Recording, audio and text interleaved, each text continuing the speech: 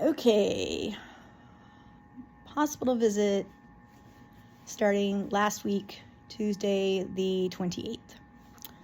I went to UNC Chapel Hill Main Hospital to the ED expecting to and was admitted. However, my admission was hardly without its own matter of drama, which meant that I sat in the waiting room from 10 a.m. until 9:45 p.m. after I had my second syncopic episode. That's fainting / passing out for you non-medical people while in the room or in the waiting room area.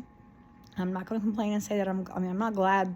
I am glad that I'm not critical, but obviously they didn't see any need to rush me back with my symptoms. I'm certainly glad that I wasn't, in needing of, being rushed back, but still didn't quite expect to spend so long alone, more or less. Then they finally brought me back, and they barely checked me out. They said, yeah, you need to, we're going to admit you, but we're going to send you to Hillsborough. They have this hospital here in Hillsborough that they've taken over or built, I don't know which. And that's where all this kind of stuff gets sent to. All right. So about 3 a.m. So now we've been in the actual ED for 5 hours or so. And I got moved to the holding pen, for lack of a better term, at 3 a.m. with literally no staff or people. Nobody. Probably due to staff shortages, all that kind of stuff. But still, can you imagine? Empty ER? It's crazy. Not getting noticed until I was finally picked up for transport at 11 a.m. And I arrived here where I am currently, though hopefully going home tomorrow. Anyway, and then I was quickly elevated to the ICU status, which is not great. And then comes this fun little story. So for those of you, hopefully you're not too squeamish, but this is what's called a central line, and most of you will hopefully never see one and or never experience one. But I will say having one has been helpful because at least if nothing else, they can do the blood work without waking me up. That being said, of course, it is a line that it is going straight towards my heart and can be considered extremely dangerous and easily to be infected.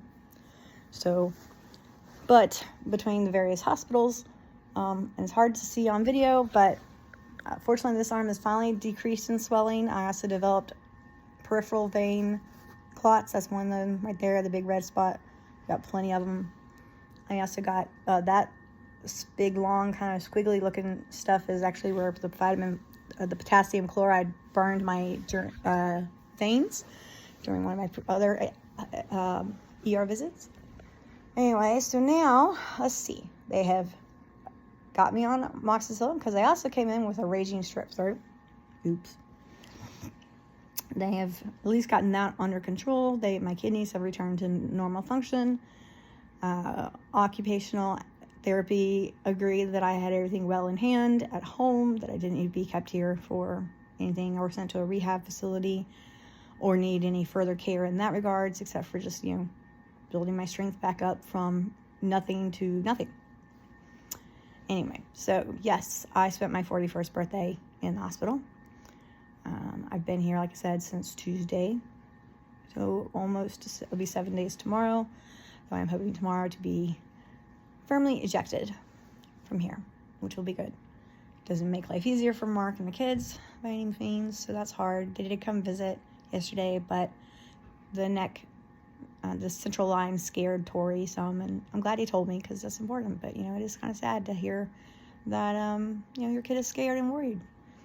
But hopefully they will all be happy to have me home. We'll see, because mom is back. It means mom is going to be enforcing the chores or something. I don't know. So that's the story. I did go on my cruise. I enjoyed fun time with my family. Made some lovely memories. Made some great pictures. I'm going to want to go through some of them because I actually used a regular real camera instead of my phone. Though I'll start posting some soon. I didn't want to post them much because we couldn't want to risk the insurance. The internet points, costs. So hopefully some of those will start getting pulled up. And stay tuned for whatever the heck is next.